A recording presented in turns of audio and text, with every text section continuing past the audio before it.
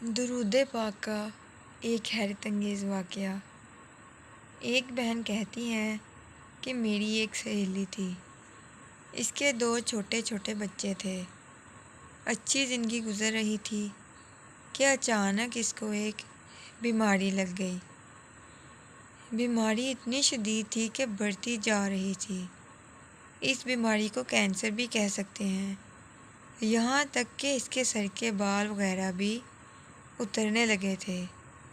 وہ بہت زیادہ لاغر اور کمزور ہو چکی تھی۔ ڈاکٹر کو دکھایا، علاج چل رہا تھا، مگر امید کی کوئی کرن نظر نہیں آ رہی تھی۔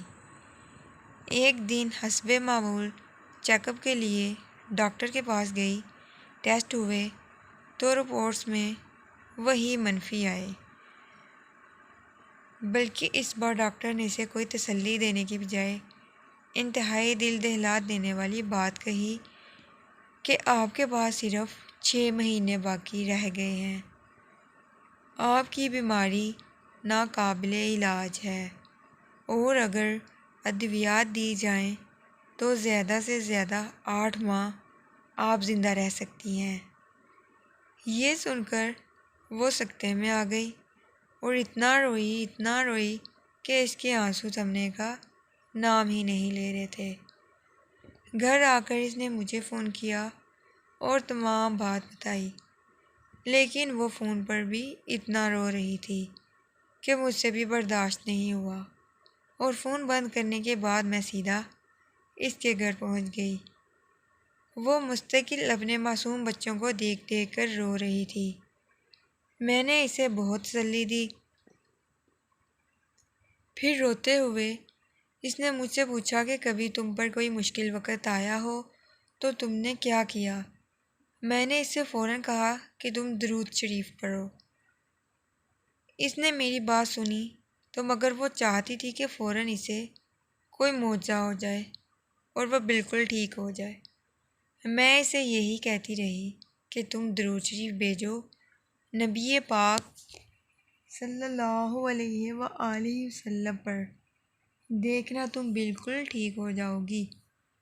اس نے میری بات پر عمل کرنا شروع کر دیا اور روز جتنا ہو سکتا درود شریف بھیجتی سرور کونین خاتم الانبیاء حضرت محمد صلی اللہ علیہ وآلہ وسلم پر۔ کچھ دنوں بعد اس کو اپنے اندر کچھ بہتری محسوس ہونے لگی۔ وہ سمجھی کہ دعاؤں کی وجہ سے میری طبیعت ٹھیک ہو رہی ہے۔ 3 ماہ بعد وہ ڈاکٹر کو واپس چیک اپ کروانے کے لیے گئی۔ اس نے جانے سے پہلے پھر مجھے فون کیا اور وہ بہت زیادہ گھبرائی ہوئی تھی کہ پتہ نہیں اب کیا رپورٹس آئیں گی۔ میں نے اسے پھر تسلی دی کہ تم نبی پاک صلی اللہ علیہ وآلہ وسلم پر درود بھیجتی رہو، دیکھنا درود پاک کی برکتوں سے سب بہتر ہوگا انشاءاللہ۔ پھر اس کے ٹیسٹ ہوئے اور ڈاکٹر نے اسے ایڈمٹ کر لیا اور کہا کہ رپورٹس 10 گھنٹے کے بعد آئیں گی۔ 10 گھنٹے کے بعد رپورٹس آئی تو مزید اسے 3 گھنٹے انتظار کے لیے کہا گیا۔ اسی اثناء میں وہاں سے لیب ٹیسٹ والوں کا گزر ہوا تو انہوں نے اس کو دیکھا اور ایک دم رک کر اس کا نام پوچھا اور پھر اس کے شوہر کا نام پوچھا تو اس نے اسبات میں سر ہلا دیا۔ پھر وہ حیرت سے آپس میں سرگوشی میں کچھ کہنے لگے کہ یہ رپورٹس تو انہی کی ہیں، اور اس سے کہا کہ آپ میرے ساتھ اندر ڈاکٹر کے پاس آئیں۔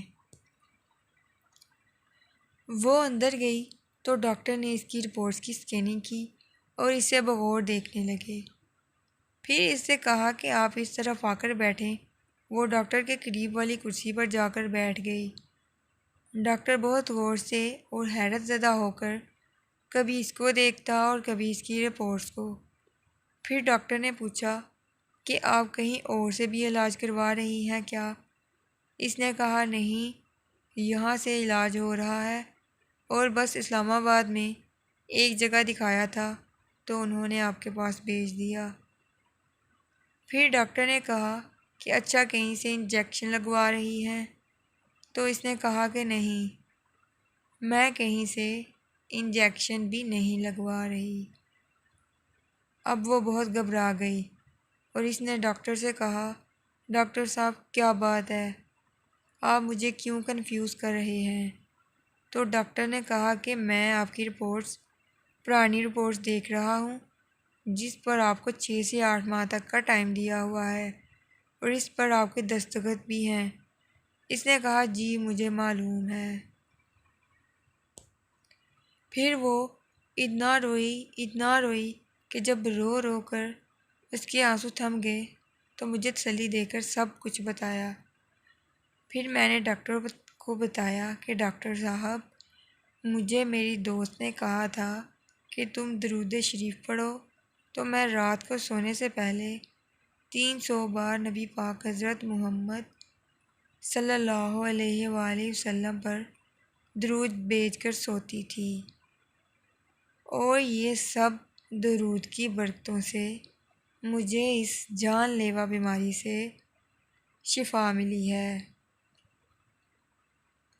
اب وہ الحمدللہ مکمل صحت یاب ہے، اسے کوئی تکلیف نہیں ہے، گھر کے کام بھی باقاعدگی سے کرتی ہے اور بچوں کو بھی سنبھال رہی ہے جیسے اسے کوئی بیماری تھی ہی نہیں۔